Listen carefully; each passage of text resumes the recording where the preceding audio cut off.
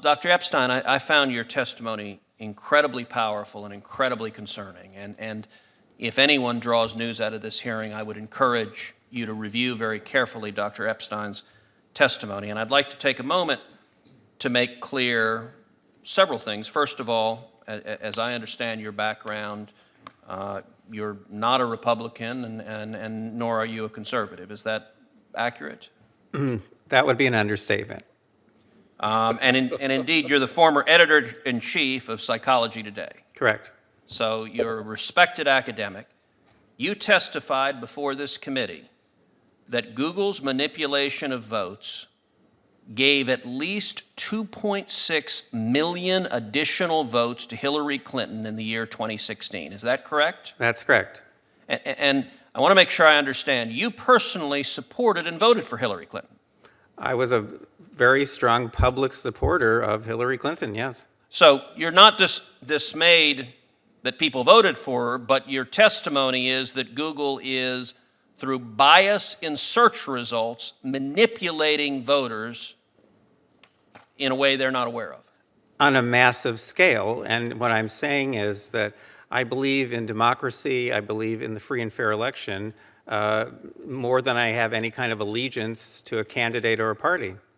And looking forward, if I understood your testimony correctly, you said in subsequent elections, Google and Facebook and Twitter and big text manipulation could manipulate as many as 15 million votes in a subsequent election? In 2020, if all these companies are supporting the same candidate, there are 15 million votes on the line that can be shifted without people's knowledge and without leaving a paper trail for authorities to trace.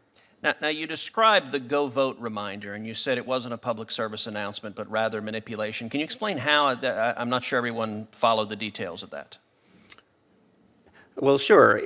If on Election Day in 2016, if Mark Zuckerberg, for example, had chosen to send out a Go Vote reminder, say just to Democrats, and no one would have known if he had done this, that would have given that day an additional at least 450,000 votes to Democrats. And we know this without doubt because of Facebook's own published data, because they did an experiment that they didn't tell anyone about during the 2010 election. They published it in 2012. It had 60 million Facebook users involved. They sent out a Go Vote reminder, and they got something like 360,000 more people to get off their sofas and go vote who otherwise would have stayed home. The point is, I don't think that Mr. Zuckerberg sent out that reminder in 2016. I think he was overconfident. I think Google was overconfident. All these companies were. I don't think he sent that out. Without monitoring systems in place, we'll never know what these companies are doing.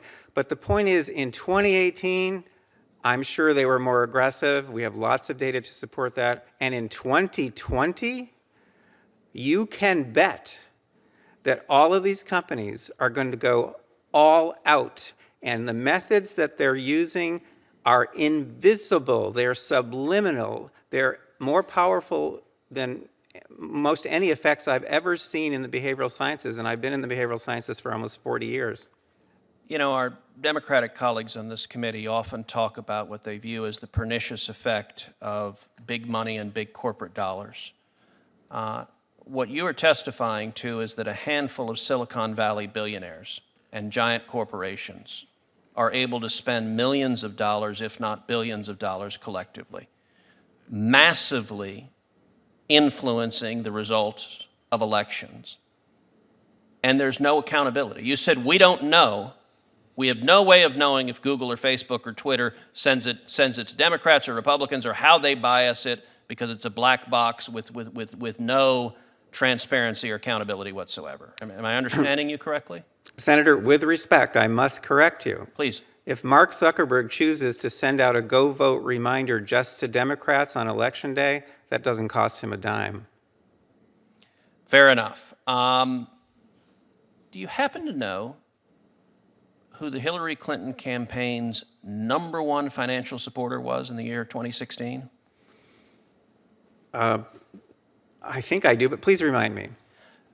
The number one financial supporter of the Hillary Clinton campaign in the 2016 election was the parent company of Google, Alphabet, Oh, yeah. who was our first witness. They were her number one financial donor, and your testimony is through their deceptive search methods, they moved 2.6 million votes in her direction. I would think anybody, whether or not you favor one candidate or another, should be deeply dismayed about a handful of Silicon Valley billionaires having that much power over our elections to silently and deceptively shift vote outcomes. Again, with respect, I must correct you. The 2.6 million is a rock bottom minimum.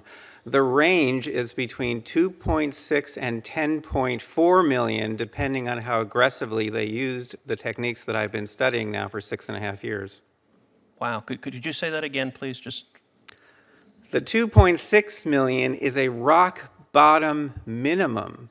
The range is between 2.6 and 10.4 million votes, depending on how aggressive they were in using the techniques that I've been studying, such as the search engine manipulation effect, the search suggestion effect, the answer bot effect, and a number of others. They control these, and no one can counteract them. These are not competitive. These are tools that they have at their disposal exclusively. if any headline comes out of this hearing, that should be it.